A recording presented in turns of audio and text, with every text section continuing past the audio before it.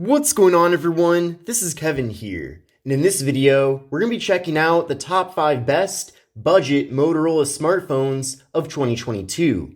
So let's get started. Now, I will be linking all of these devices in the video description, so definitely take a look to see the most up-to-date pricing and availability. But we're going to start by going one by one with each of these phones, and then at the end of the video, I'll let you know which of these I think overall is the best value. Now, the first phone that I'm going to be showing you is the Motorola Moto G Power 2022. Now, this device was launched several months ago, and you can get this phone for under $200, so it's definitely a very value-oriented phone. Now, with this device, we're getting a 6.5-inch display. The display itself is an IPS LCD display, and it does feature a 90 Hz refresh rate. So a little bit of a faster refresh rate, giving the phone a little bit more of a premium feel. Now, the display is 720p. However, it does look decently bright and clear. We're getting a PPI of 270, a 20:9 aspect ratio, so a more narrow but taller form factor, but that actually makes this phone ideal for content consumption, whether that's going on social media or browsing the web. And we're getting a 79.7% screen-to-body ratio. So we do have a little bit of a thicker bottom bezel with the phone, but in general, pretty small bezels all throughout, and we do have a hole punch for the front-facing camera up top here. Now, that front camera is 8 megapixels, and definitely check out my full video review of this device to see a variety of different photo and video samples from it. And that also includes all the other phones that you'll be seeing in this video. Now, internally with the Moto G Power 2022, we're getting 64 gigabytes of internal storage, and we're also getting microSD card expansion. So 64 gigs with a budget phone like this one is definitely really awesome, as that'll give you quite a bit of storage. Now, there's no wireless charging with this phone, but we do have a fingerprint sensor on the back, so we'll give that a try right now. Nice and quick. One more time. So very fast there with that fingerprint sensor. And the phone also supports face unlock, so I do appreciate that we have multiple methods here for accessing the phone. Now, as far as the cameras go on the back of the device, we have a triple camera setup with a 50 megapixel main camera, a 2 megapixel depth sensing camera to assist with portrait mode, and a 2 megapixel macro camera for close-up images. And this phone does support portrait mode for both the front and rear cameras. Now, as far as the amount of RAM we're getting 4 gigabytes of RAM paired up with the MediaTek Helio G37 processor. Now, I did run a benchmark test using Geekbench 5, and I'll show you the score from that test right now. But definitely compare all these various benchmark scores that you'll be seeing throughout the video, as that'll really give you a good idea of how these phones measure up in terms of power and performance. But here are the scores that I got with this device. Now, video recording with the phone maxes out at 1080p with the front and rear cameras. We're getting a very large 5,000 milliamp hour internal battery, and the phone unfortunately does not have NFC. And in fact, all the phones that you'll be seeing in this video also don't have NFC, which is certainly very disappointing. But at the same time, if you're not looking to spend too much on a smartphone, then I suppose you can't get every single feature out there. Now, this phone is made completely out of plastic, just like all the others you'll be seeing in this video. But on the left side of the phone, we just have the slot for the microSD card and SIM card. On the right side, we have volume up, volume down. We also have the power button. Then up top here, the 3.5mm headphone jack, noise canceling microphone. And then on the bottom of the phone, we have the microphone, USB-C port for charging and data transfer, and the speaker. And then on the back of the phone, we have that triple camera setup, the Motorola logo, which is also the fingerprint sensor, and we do have this pretty wavy, cool looking matte black finish on the back of the device. So in general, I think the Moto G Power 2022 really does bring quite a bit to the table here, considering that it is a budget phone. Now, next up is the Motorola Moto G Pure. Now, the Moto G Pure was launched in October of 2021, but at this point in 2022, this phone is being heavily promoted by the various carriers and Motorola themselves. So if I had to guess, this device will be very popular all throughout this year. Now, this phone is even less expensive than the first phone that I showed you, as you'll definitely be able to get this phone for $160 or less, depending on what different deals are being offered. Now, this device actually has the same size display as the Moto G Power 2022, as it also has a 6.5-inch display. It's an IPS LCD display at 60 Hz. It is 720p. We're getting a PPI of 270, a 20:9 aspect ratio, so a narrow but taller form factor, and we're getting an 80.6% screen to body ratio. Now, unfortunately, with this phone, we do have a water drop notch for the front facing camera. I would have preferred a hole punch instead, but that front camera is 5 megapixels. And this phone does also have a little bit of a thicker bottom bezel. But for being probably the most affordable phone out of all the ones you'll be seeing in this video, this device really does give us still a very decent display that does make it good for watching video content and going on social media. We're getting 32 gigabytes of internal storage along with micro SD card expansion. There's no wireless charging, but we do have a fingerprint sensor on the back of the phone. And I'll give that a try right now. Nice and quick. One more time. Very fast. So it is nice that we have a decent fingerprint sensor that certainly does get the job done. And this phone also supports face unlock. Now, on the back of the device, we do have a dual camera setup, giving us a 13 megapixel main camera and a 2 megapixel depth sensing camera. And this phone does support portrait mode for both the rear and front cameras, which is certainly really good. Now, this device features 3 gigabytes of RAM paired up with the MediaTek Helio G25 processor. Now, I also ran a Geekbench 5 benchmark test with this device, and you'll see the score in a second here. But essentially, I got a score of 133 for the single core, and then 497 for the multi-core. So certainly not a very fast device, especially compared to all the various other phones you'll be seeing in this video. But if you're not looking to do too much with your smartphone and you're not looking to spend too much, then I suppose this phone is still adequate. Now, video recording maxes out at 1080p with the front and rear cameras. This device features a 4,000 milliamp hour internal battery. And as I mentioned earlier, just like all the phones in this video, there is no NFC. So if you do like to make mobile contactless payments, then unfortunately, you can't do that here with this device or any of the others. Now, the phone is made completely out of plastic, not necessarily the most premium plastic, but at the same time, this phone doesn't feel super low end either. But taking a look at the left side of the device, we just have the slot for the micro SD card and SIM card.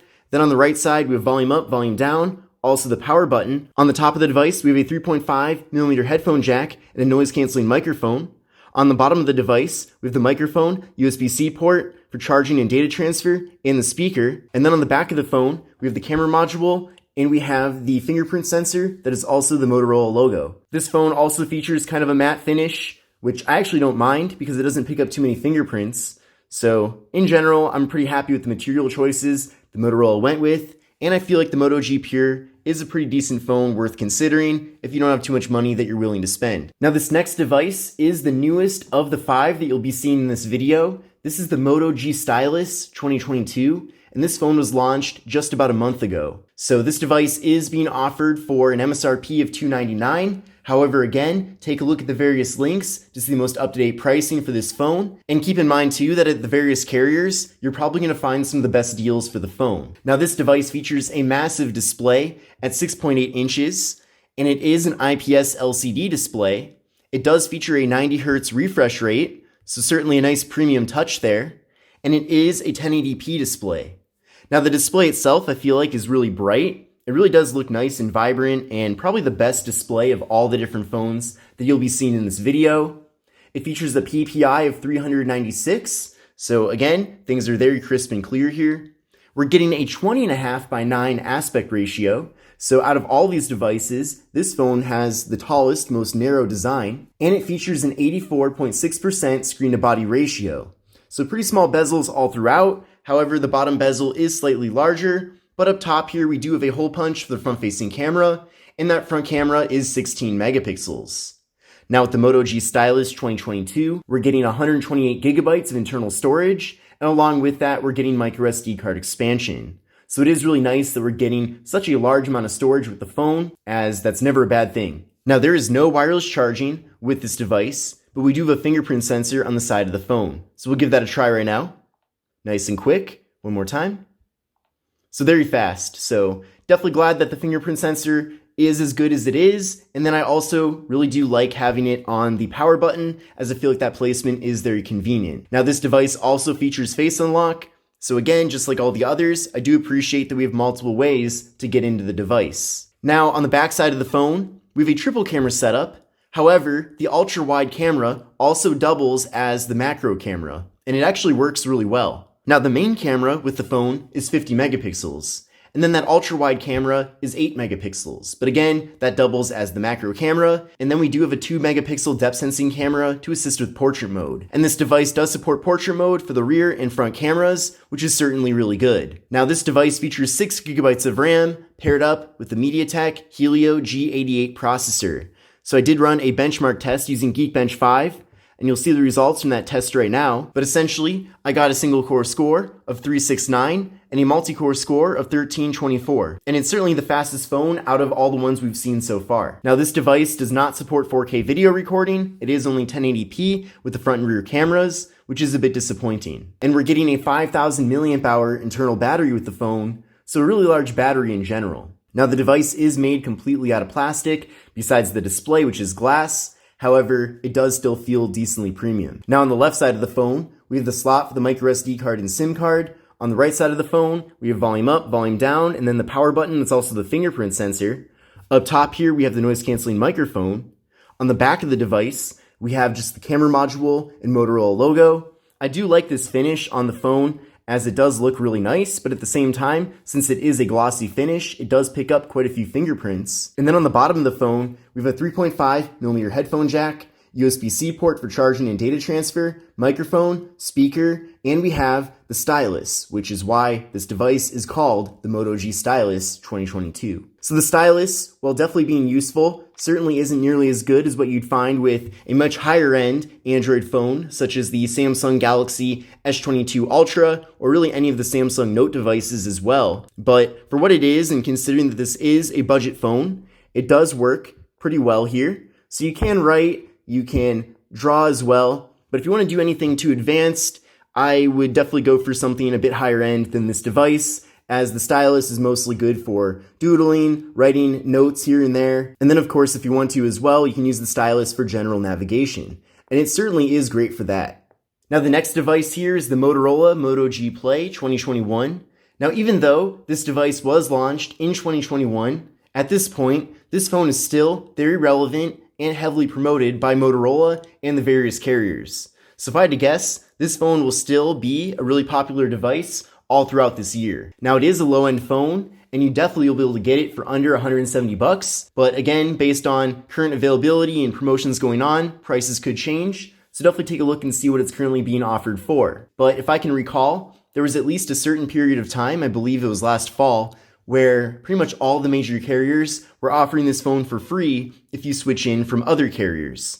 So that's just one example of many where you can get this phone for a fraction of the MSRP. Now this device, despite being low end, still does give us quite a bit here. So the phone actually has a really large display at 6.5 inches. The display itself is IPS LCD at 720p. We're getting a PPI of 270, a 20:9 aspect ratio, and an 80.6% screen-to-body ratio. So a pretty nice display for a very low-end device.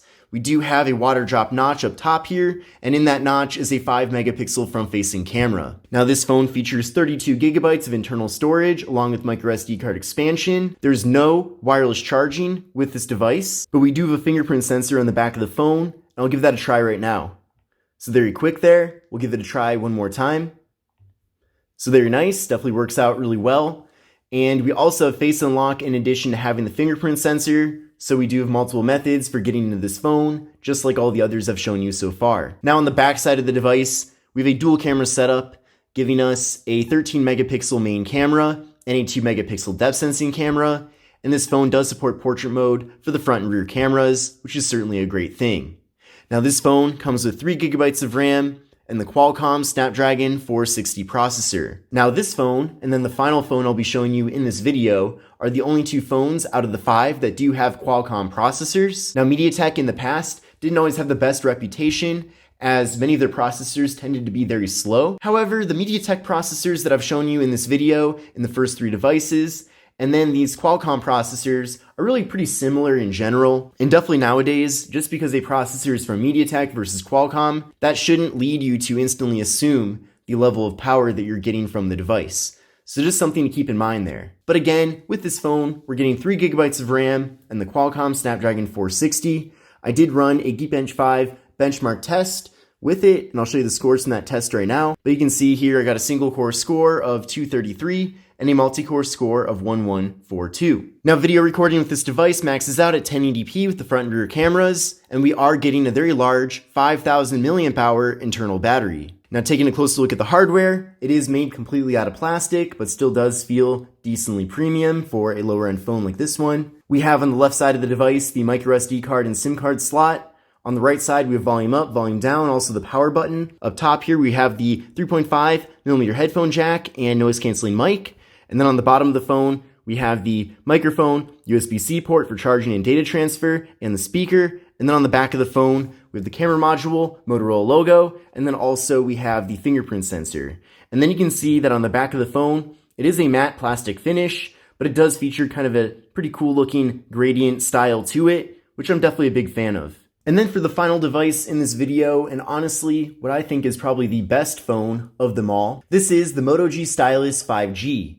Now, this device was launched in June of 2021, but again, just like the last phone I showed you, this phone is still very popular in 2022, and at least for the first half of the year, I feel like this phone is still going to be heavily promoted by Motorola and the various carriers. Now, this device features a 6.8-inch display. It is a 60 Hz display, and it is IPS LCD. It's 1080p, so a pretty high resolution here. Just like the Moto G Stylus 2022, we're getting a 20:9 aspect ratio, and we're getting an 85% screen-to-body ratio.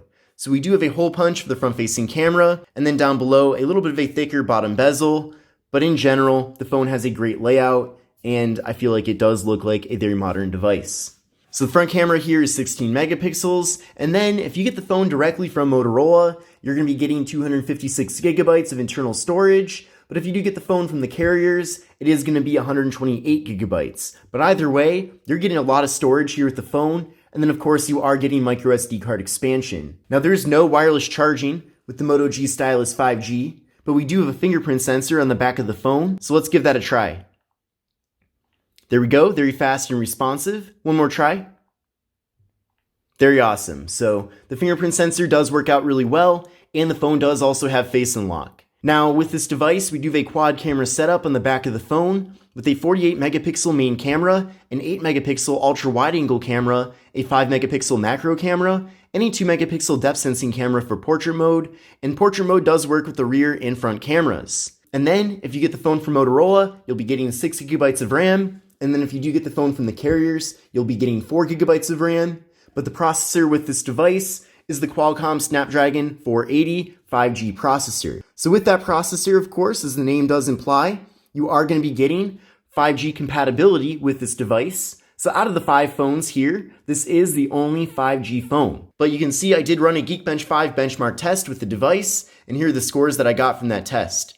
Now with this device, we have a 5000 mAh internal battery, and then the phone does feature a stylus in the bottom, hence its name.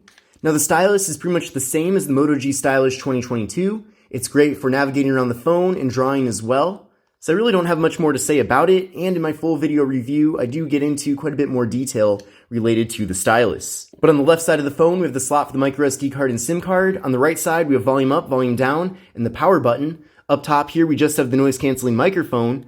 And then on the bottom of the phone, we have the 3.5mm headphone jack, USB-C port for charging and data transfer, microphone, speaker, and then the stylus. And then on the back of the phone, we have the camera module with the flash, and we have the fingerprint sensor.